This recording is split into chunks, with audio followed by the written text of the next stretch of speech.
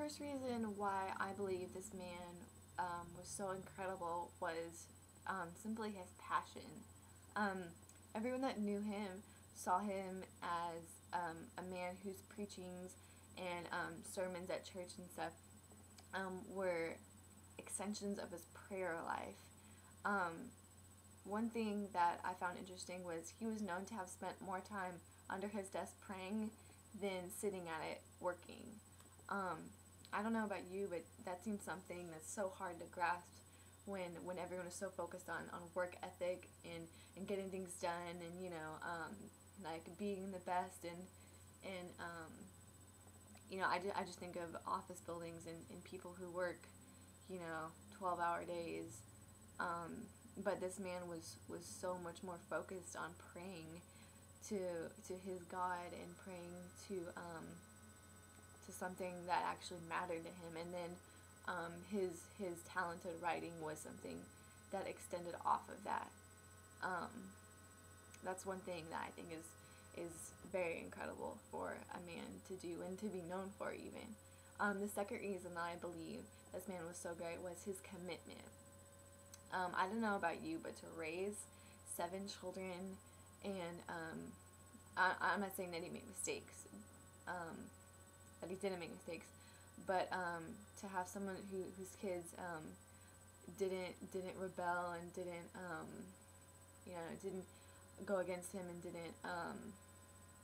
didn't forget everything that he taught him. I mean, these people grew to be incredible people as well. I think regular people just don't do that. People who aren't committed to something, a cause that's more important than themselves. Regular people just don't do that. I mean, that's why you see divorces in the church. That's why you see adultery. That's why you see scandals in the church these days. Most people just can't be committed to their families and their work. He was committed to his church. It's very hard for someone who gets into a high position and can maintain it and without becoming prideful and without being greedy and wanting more, a bigger church or a bigger pulpit or more high quality stuff. I mean, this man was just dedicated to his people and teaching them and growing with them and just producing God-fearing people. Tozer was committed to his people and his congregation so much. I mean, he was just a man that didn't dress up religion in designer suits or just money or fresh paint or new furniture in churches. I mean, I see that a lot. I see that in my church. I see us designing a new gym facility or getting new couches for the family center or stuff like that. And this man was so extremely humble and committed to one goal and one purpose, which was serving Jesus Christ. The third reason that I believe this man was such a great person was his timeless simplicity and reality. Things he wrote in the 50s are still said to be today as real and alive and still speaking into the depths of men's heart.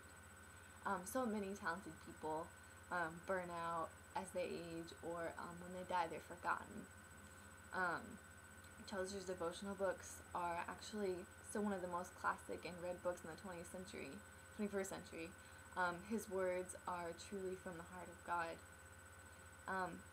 If you don't know anything about Tozer and you just read about his life, he would seem completely ordinary. He would seem like just a nice guy down the street. You really wouldn't see anything that would make you take a second glance at him. If you actually read interviews from his children or read his books or his devotions or his sermons or anything, you can tell that his passion flowed out from him, and it's really, really a beautiful thing. For those of you that want to hear a quote from him, I would like to just encourage you with this. He said that 4 things a man must learn to do if he would make his record true, is to think without confusion, to love his fellow man sincerely, to act from honest motives purely, and to trust in God and heaven securely. That's pretty much what I want to leave with you today. So thank you very much.